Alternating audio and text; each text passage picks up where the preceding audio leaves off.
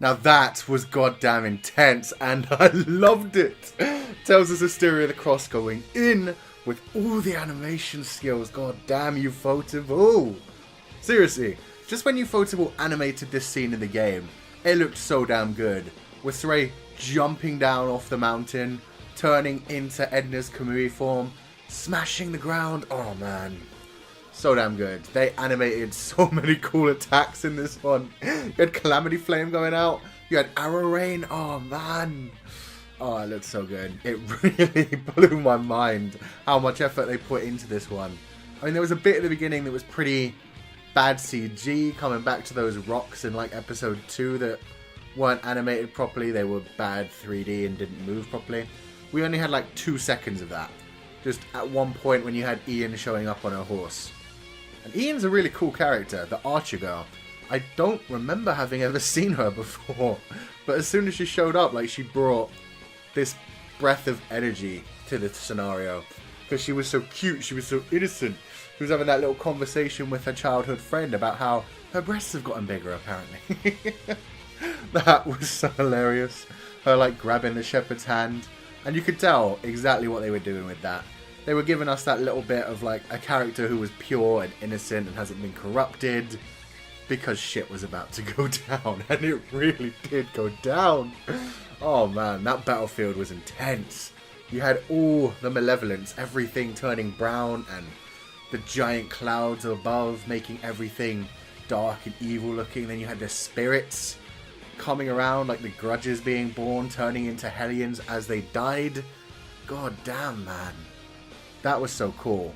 And Sorey went in like a beast. I didn't expect it. I thought that he was going to start slow. But just as soon as he got there, he starts using his sword, purifying people left, right and centre, essentially just taking down the whole of the goddamn field. I mean, it took him a while, but man, it was so damn cool to see. So yeah, I really loved that. Sorey going in with all of his Kamui forms, using them one by one, switching between them just like he did in the game to like adapt to the different scenarios. And there weren't even that many Hellions in this fight. That's what's cool to me. It was just mostly pure humans. And you had Sorey doing the same thing as the last episode, where with every human he purified, he felt those grudges come into him. He felt that malevolence become a part of him. He felt what they were feeling, seeing all their friends being murdered around them by the other enemies. So damn cool. And I liked how both sides, just as soon as Sorey showed up, they knew he was going to be a problem. So both sides were just like, yeah, we're going to kill the shepherd. Take him out so we can get back to our goddamn normal fight. Oh man, that was great. Lila just constantly worrying about Sorey, talking about how he's not ready and she didn't want him to ever have to go to war. Oh, she cares about him so much, man. She was so worried about him during this episode, so worried that he would get corrupted. And you know, that fucking cliffhanger at the end. The next episode is going to be so damn intense. I'm so looking forward to it. Oh man. So the other main thing that happened was Alisha trying to follow her ideals, going ahead to General Landon, and man, it was cool seeing General Landon, because I remember Landon very well. Not looking the way he does in this though. He looked very different when I met him in the game. I probably just don't remember this bit from the game. But yeah, oh, it was nice seeing this. Another little moment where they've added so much to the story. It's giving that interesting idea behind where Alisha was, what she was up to.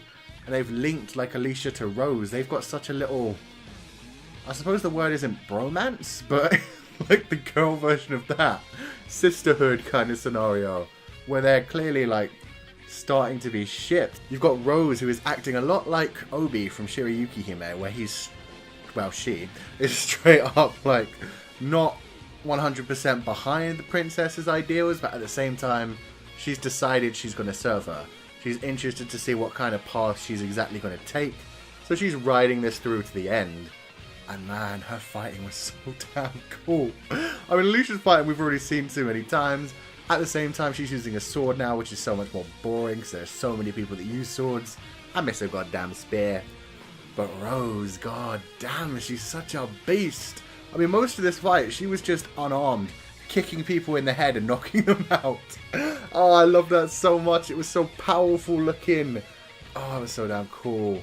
Just seeing her like jump between 3 different people at the same time, kicking them all, knocking them out. That moment when she finally snapped, she'd had enough. One of them almost actually sliced straight into her chest and face, and she was like, no, fuck it. I'm killing him. Whipped out her dagger and was about to stab him, but then Alisha stopped her. That had so much weight behind it. I mean, this was such a powerful scene. Because, I'm not going to lie, we just straight up did not have anything to do with Alisha at this point in the game. We went straight on to the Sorey story, and you only found out what happened to her after. So seeing this as it all went down, seeing Alisha trying to convince everyone to just lay down their weapons, and having to fight her way through it while Rose did her best to defend her as well, man. That was straight up insane.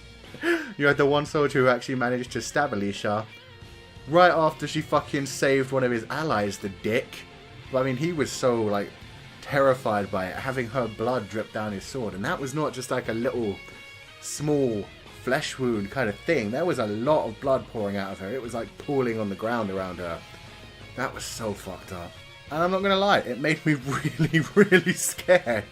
It made me really scared that they were going to straight up kill Alisha at this point.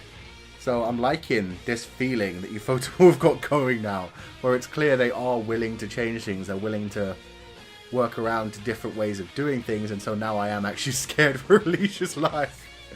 Oh man, but they just handled that so well. I mean, this whole fight, just Rose being such a badass, showing up, like instantly going for the wine, trying it, throwing down the glass. Landon being such a pompous asshole, talking about how he's been giving authority by Bartlow, the dick. Oh man. And you know, everybody kind of liking Alisha, but at the same time deciding to go against her and straight up try to kill her anyway. So damn powerful. Such beastly atmosphere, and then oh, my boy showed up. Okay, I'm going to spoil his name, but that's it. So, if you don't want to hear his name, just skip forward past this. Dezel is in the house. I'm so happy. Wind Seraph coming in, blowing away everyone. It was so sick. It was so powerful. I'm probably going to talk more about this scene at the end of the episode, but just there were a few hints that were dropped in this. I mean, you can already see, you could see Dezel in the ending song for this series, so you know he's going to join the party. But more importantly, there's this general like hint that's given when you have everyone get blown away and slam against the wall, and then you hear Rose say, "Huh, this again?" Like, you can tell this has happened to her before when she's been in a dangerous situation. She's felt that energy, that wind defend her from her enemies. That's so sick. And even Alisha was straight away like, I know this aura. A Seraph? You have just that top half. Well, no. It's probably like just below his head. You saw up to roughly his stomach of Dezel, like floating above the two girls, just defending them. Daddy Dezel in the house. I fucking love it. I love how they've hinted where he's been all this time. I mean, we saw him earlier in the series as well, around Lady Lake. Oh god, really trying to avoid spoilers. I'll talk about that more at the end. So next up, Sorey and Mikleo getting more of that SorMik bromance action.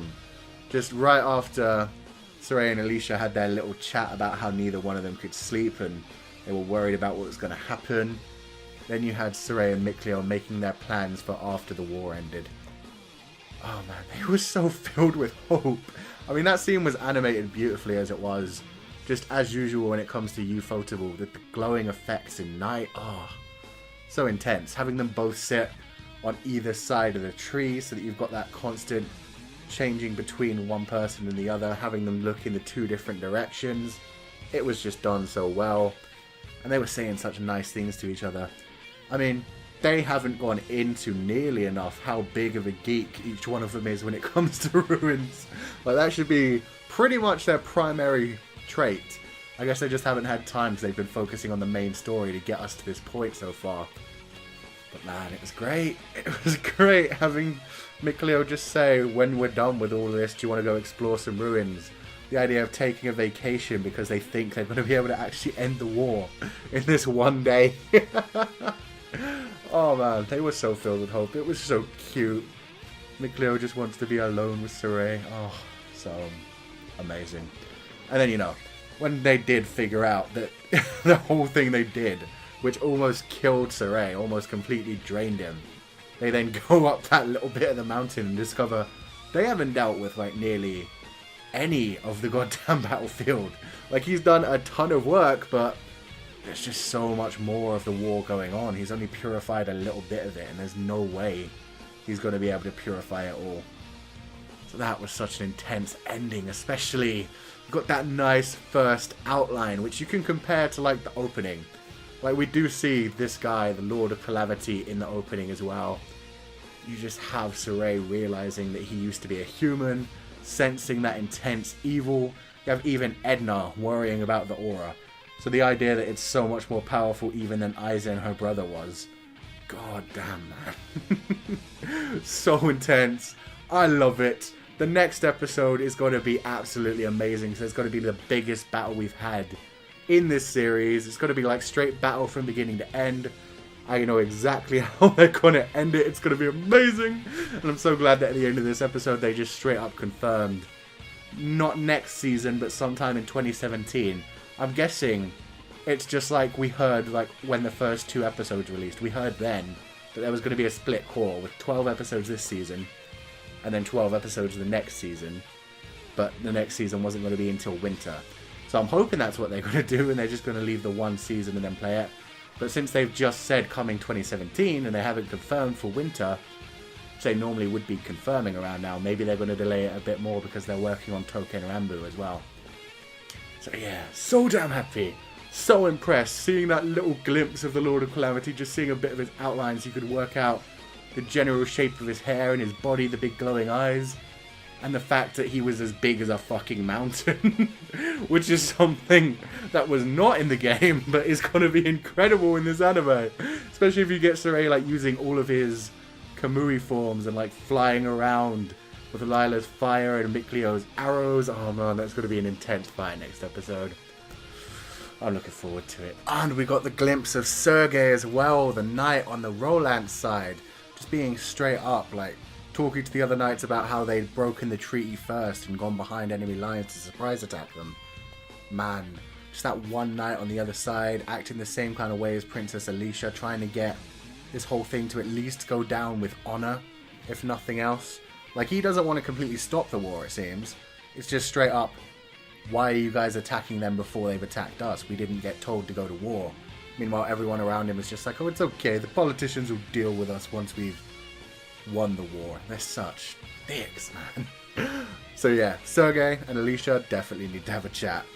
So let me know what you guys thought of this episode in the comment section below. Let me know what you thought about Daddy Dezel showing up for a tiny minute, Meebo and Sorey with their little SorMik goodness, all of the intense action, that combination of turning Rose into a much more developed character in this episode. I mean, in the last episode she just kind of completely went along with what Alisha said. In this one you've got a bit more character depth to her, but I don't think they're going to really flesh her out until season 2, which I'm okay with.